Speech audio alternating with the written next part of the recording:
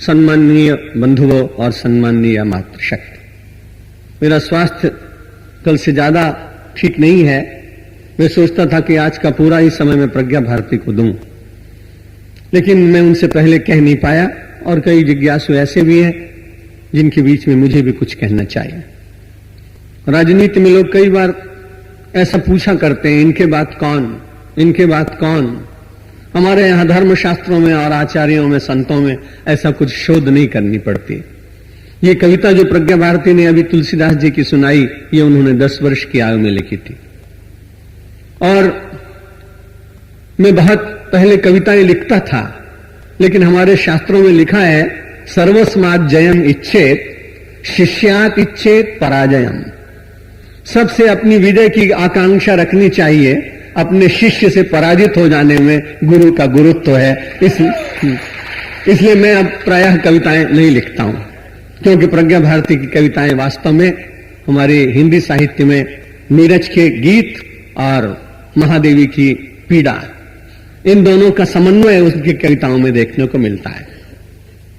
और मुझे बहुत दिनों तक लोग अकारण ही कहते रहे युवावस्था में कि स्वामी विवेकानंद के रूप दिखाई पड़ते हैं। मैं तो उनके चरण का रज भी नहीं हो सकता।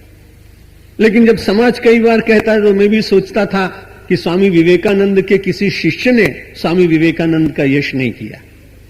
स्वामी विवेकानंद को यश जो प्राप्त हुआ वो भगिनी निवेदिता के द्वारा प्राप्त हुआ। मुझे भी ऐसा लगता है शायद मेरे कार्य को पूर्ण करने के लिए प्रज्ञा भारती को भगवान ने आगे भेजा। आइए मिलकर भगवान का पवित्र नाम लें और श्रीमद् भगवत गीता के 15वें अध्याय का आज पाठ करेंगे। एक आदमी ने पूछा, पाठ क्यों करते हैं?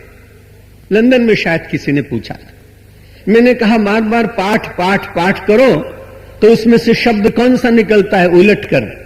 तो उन्होंने कहा कि ठप्पा। मैंने कहा, आपको किसी भी व्यक्ति ने, बड़े आदमी ने पत्र लिख दिया हो और पत्र लिखने के बाद हस्ताक्षर किए हो, पर हस्ताक्षर के नीचे यदि उसका मुद्रा लेख ना हो, उसकी मोहर न लगी हो, तब तक वो प्रामाणिक मानी नहीं जाती है। इसलिए हम सब जो ग्रंथों का पाठ बहुत दिनों तक करते हैं, कई लोग तो उसको ऐसा मानते हैं कि पोपट की तरह पढ़ रहे हैं। उसमें कुछ सत्य भी है, क्योंकि उसका अर्थ समझ के पाठ करना चाहिए। लेकिन मानो आप यूं ही पाठ करते रहे श्रद्धा पूर्वक, तो आप निश्चित मानिए कि आपके पाठ पर परमात्मा कृपा करके कभी अपनी ठप्पा लगा देगा, अपनी मोहर लगा देगा और आपका वो पाठ आपके लिए कल्याणकारी हो जाए, यदि आप नियमित रूप से उसे वैसे ही करें जैसे नियमित भोजन करते हैं।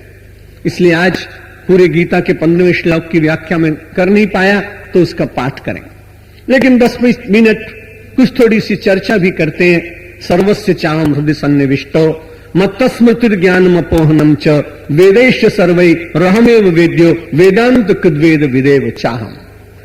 भगवान ने कहा, अर्जुन, सर्वस्य चाहम हृदय सन्निविष्टो।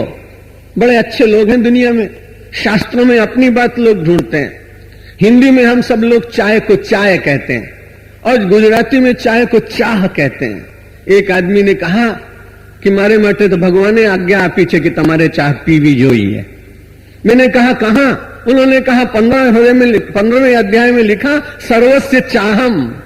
सब लोगों की चाह केवल चाह की है। और कहा हृदय सन्निविष्टः, सबके हृदय में एक ही इच्छा होती है, चाय पीने को मिल जाए। भाई, संसार में व्यसनी लोग अपने शास्त्रों से अर्थ ढूंढ लेते हैं। एक आदमी ने धूम्रपान की भी उसमें से प्रेरणा ले ली थी, उसकी चर्चा नहीं करेंगे। लेकिन यहां वास्तव में अर्थ क्या है? सर्वस्य चाहम हृदय सन्निविष्टः। परमात्मा कहते हैं संसार का कोई ऐसा प्राणी नहीं जिसके भीतर में सन्निविष्ट नहीं।